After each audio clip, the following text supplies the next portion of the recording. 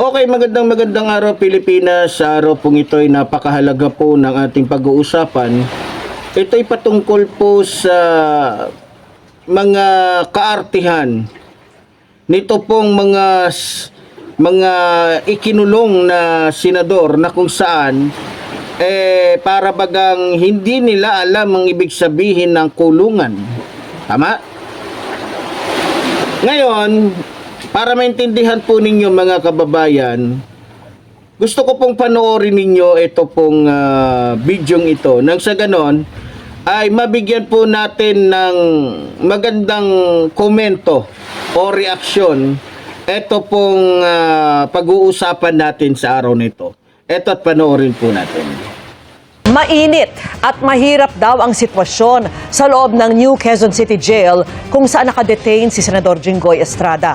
Kwento po yan ni Agimat Party List Representative Brian Revilla nang bisitahin kanina ang kanyang amang si dating Senador Bong Revilla na naroon din sa parehong kulungan.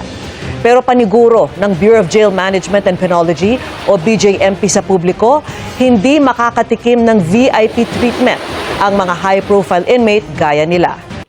So yan mga minamahal ko mga kababayan, alam nyo sa totoo lang ako po ay natatawa na lamang po dito po sa dalawang senador na ito eh.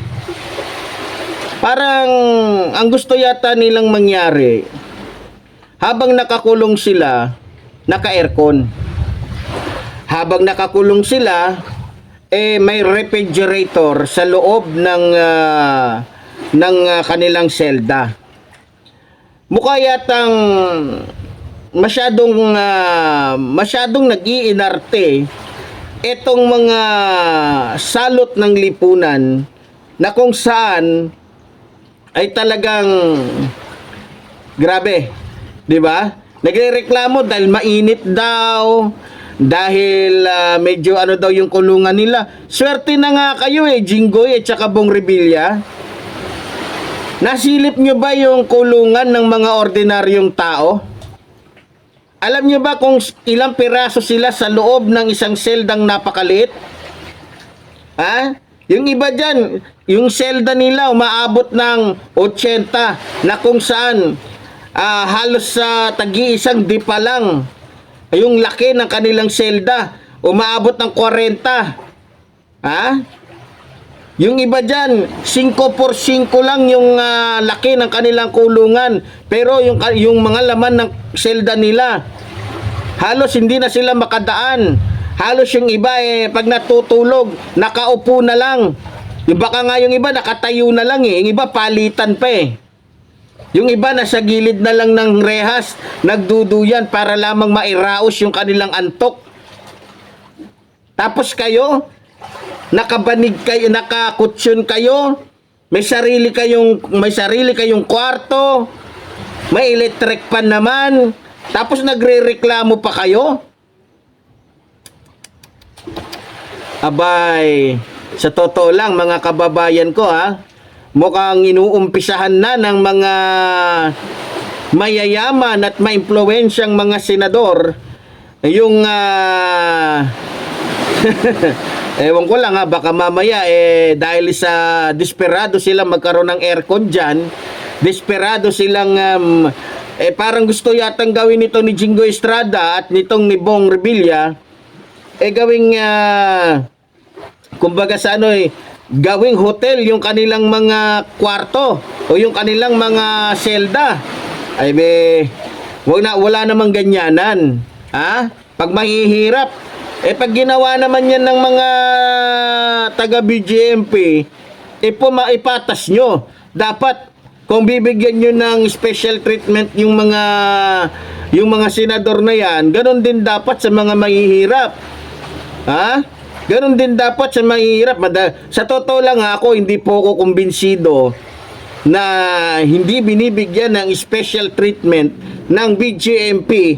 Ito pong mga senador na to, kasi tignan nyo si Marcoleta balita ko lalong-lalo na itong sino tong isa yung nagpapanggap na Kristo, si Apollo Kibuloy si Mike Defensor balita ko nakakulong yung mga yan.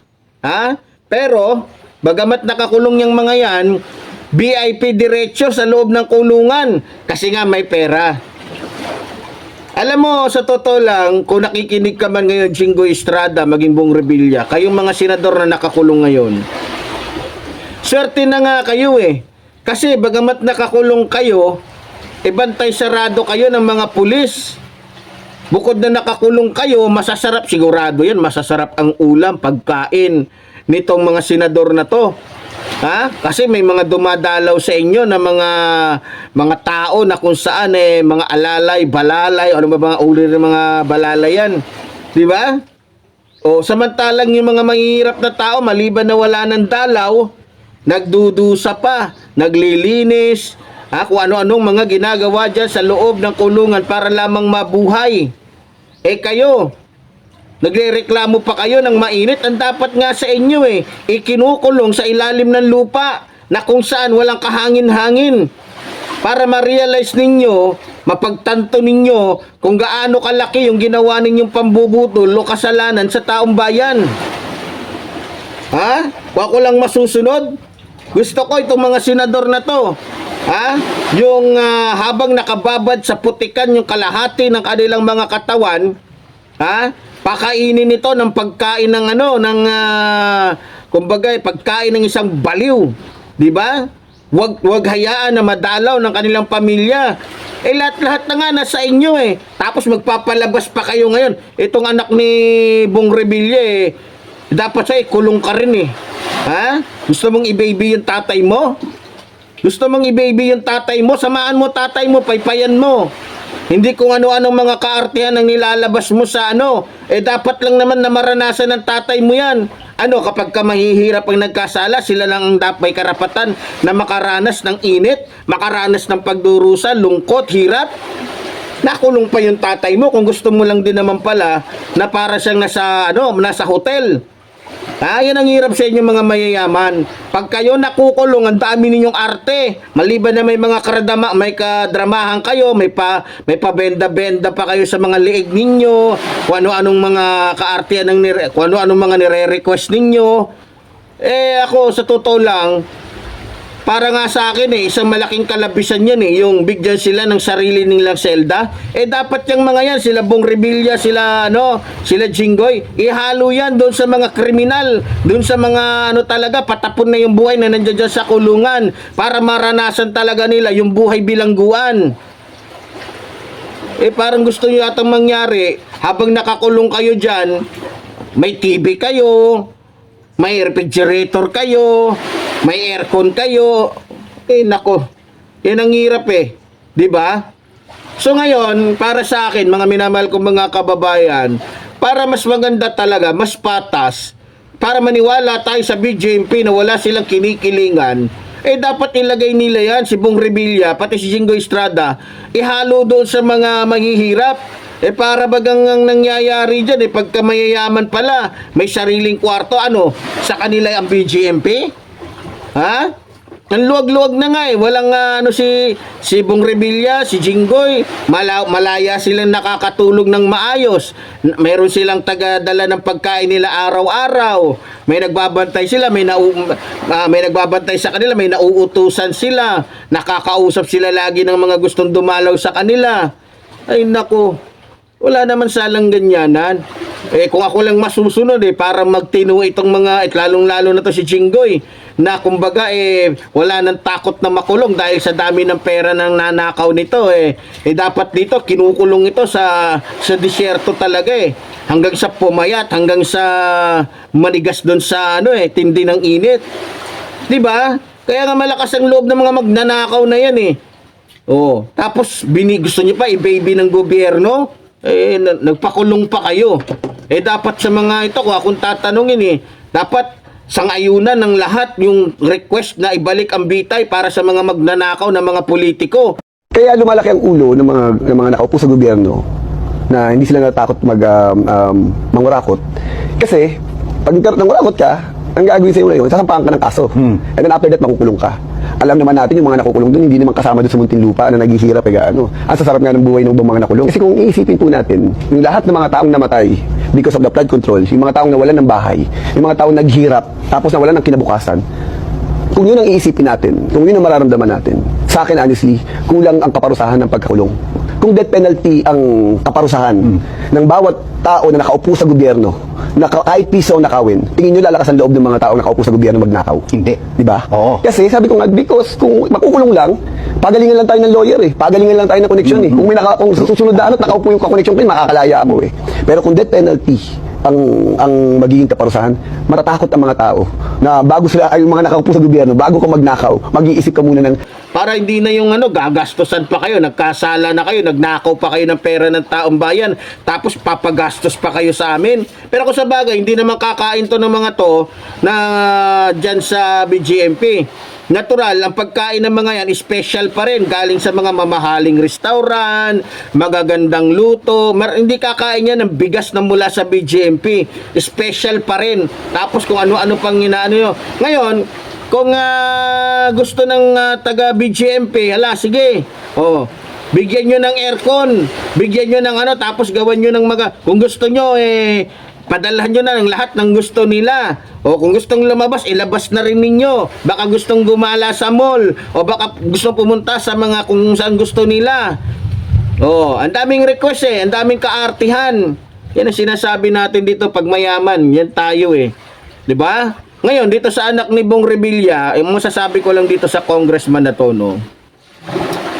Kung ako sa'yo, no, manahimik ka, hayaan mo yung tatay mo na magdusa. Ha? Kasi magnanakaw Hayaan mo yung tatay mo na magdusa. Ha? Kasi niloko niya ang taong bayan. Alam mo ba bakit ka naging congressman? Alam mo ba bakit ka kumakain? Ba't ka malusog? Bakit kayo meron kayong mga ari-arian? Galing sa nakaw ng tatay mo yan. Tapos gusto mong i-baby. Anong gusto mo? Kaya ka nagpalabas ng ganyang testimonya sa media para kaawaan namin yung tatay mo? Kung kami lang mga Pilipino ang masusunod, gustong-gusto ng taong bayan na ibalik ang sentensyang bitay. Ha? Lalong-lalo na doon sa mga politiko, na mga kawatan na kung saan siyang pangunahing dahilan kung bakit naghihirap ang bansang ito. Tapos ngayon gusto mong i-baby yung tatay mo? Kung hindi mo kayang makita yung tatay mo na naiinitan, napapawisan, huwag ka nang dumalaw. Huwag ka nang dumalaw. Iyan lang ang pinakasolusyon dyan. Ngayon, siyempre, alam naman natin, mga minamahal ko mga kababayan, na itong mga lintik na ito ay talagang magpapaawa epek itong mga ito. Pero ganun pa man, para sa akin, dapat gawan ng paraan ng gobyerno na maging patas. Maging patas yung sentensya na ibinibigay ng gobyerno para sa lahat. Tingnan nyo, nangyayari ang ganda ng kwarto ng mga senador na yan. Ang gaganda, luging-lugi. Alam ko, masama ang loob ng mga nakabilanggo dyan. Kasi, sa umpisa pa lang, VIP na yung dating. 'Di ba? Dapat kung ganun lang din naman na ikukulong niyo yung mga katulad nila Jinggoy, Bong Revilla na kada isang kwarto, isang tao, dapat ginanon niyo lahat para hindi unfair naman. 'Di ba? Yan ang sinasabi natin, sasabihin pa ng BGMP, wala dong special treatment. So, umpisa pa lang, meron na nagagaguhan na tayo niyan. Ang request natin sa BGMP, palinisin nyo ng CR. Palinisin nyo ng ng pasilyo. Yung mga, para maranasan nila gaano kahirap makulong. At ang tunay na sitwasyon ng totoong nangungulungan. Nakakulong nga kayo, para lang din kayong nasa hotel. Alagang-alaga kayo. Diba? Konting kibot, punta sa ospital, punting ganun. Dapat nga na agad yung mga pera ng mga yan. Dahil sigurado ko lahat ng gagastusin ng mga yan, yung masarap na pagkain nila Bong Revilla dyan, galing pa rin sa atin. Dapat kinukuha na ng gobyerno yung mga ari-arian ng mga yan. Diba? Ewan ko ba sa bansa natin, sa totoo lang, pagdating sa batas, napakahina po ng batas natin dito. Walang pangil, walang yung natin dito, di katulad sa bansang China na kahit gaano pa kalaki yung ranggo mo, yung mo, pagka nagkasala ka, talagang yung sitwasyon mo, tulad talaga ng iba. Walang special dun.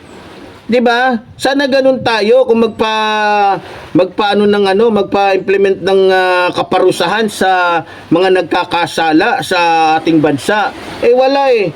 O tingnan nyo si Marcoleta, hindi pa nga naipapasok sa BJMP. Kung ano-ano ng mga kaartihan, gusto na agad hospital arrest. Talaga naman. 'Di ba? Pero ganun pa man, mga minamahal ko mga kababayan, umaasa ako na unti-unting magbabago yung patakaran, yung maling sistema dito sa ating bansa. Tulad ng sinabi ko, ang hindi ko po nagugustuhan dito sa ating bansa ay yung sistema na kung saan may kinikilingan po ang ating batas, lalong-lalo na yung pagpaparusa o yung tungkol sa pagpaparusa sa mga mayayaman. Pag mayayaman, ayun, 'di ba? O pag mahihirap, wala ta. Sinasabi natin dito. Kaya lokohan na. Sasabihin ng BJMP wala daw silang special treatment para sa mga senador. Kung para maniwala kami sa inyo, kayong mga taga BJMP, ilabas nyo, ihalo nyo yung mga senador na yan doon sa mga ordinaryong tao na nakakulong. Hindi yung parang sila yung may-ari ng BJMP dyan. O kaya kung ayaw silang ihalo doon, yung ibang mga nagsisiksikan doon, ihalo nyo sa kanila Bong Revilla, pati kay Jinggoy. Di ba? Hindi yung sasakupin nila yung isang buong kulungan. Ang balita ko pa, itong masama, ito talagang hindi ko nagustuhan eh.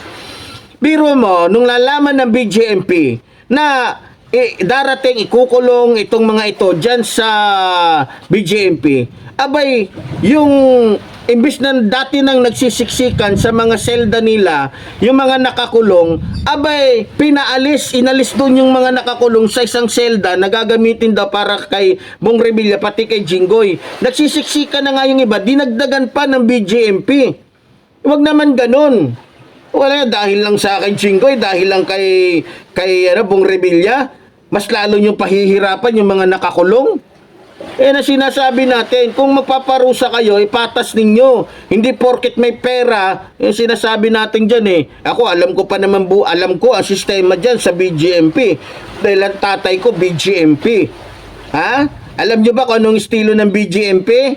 Kapag may pera ka dyan, malakas ka sa warden. Kapag may pera ka dyan, malakas ka dyan sa mga mga jail guard dyan. Pwede mo nga gawing tuta pwede mo gawing utosan. Pwede mo maging aso yung mga BJMP dyan. Kasi may pera ka. Di ba? Sabi ko nga sa inyo mga kababayan, ang sistema dito sa ating bansa bulok pagdating sa pananagutan. Pag mayaman, ay parang nagbakasyon lang. Pag mahirap, talagang kala mo, katapusan na ng buhay niya dahil matindi yung paghihirap na mararanasan niya. Kaya ako masasabi ko lang kay Jinggoy, maging kay Bong Revilla, maswerte na nga kayo sa kinalalagyan nyo Baka gusto nyo tignan yung sitwasyon ng ilang bilanggo dyan. Magkaroon naman kayo ng hiya. Huwag yung magpapakapal muks talaga kayo, porket mga senador kayo. Magtiis kayo, magdusa kayo dahil mga magnanakaw kayo. Yan lang ang masasabi ko. Sumuli po, tulad po ng sinasabi ng lingkod, mabuhay po ang ating inang bayan, mabuhay po ang nagmamahal sa ating inang bayan. Maraming salamat po.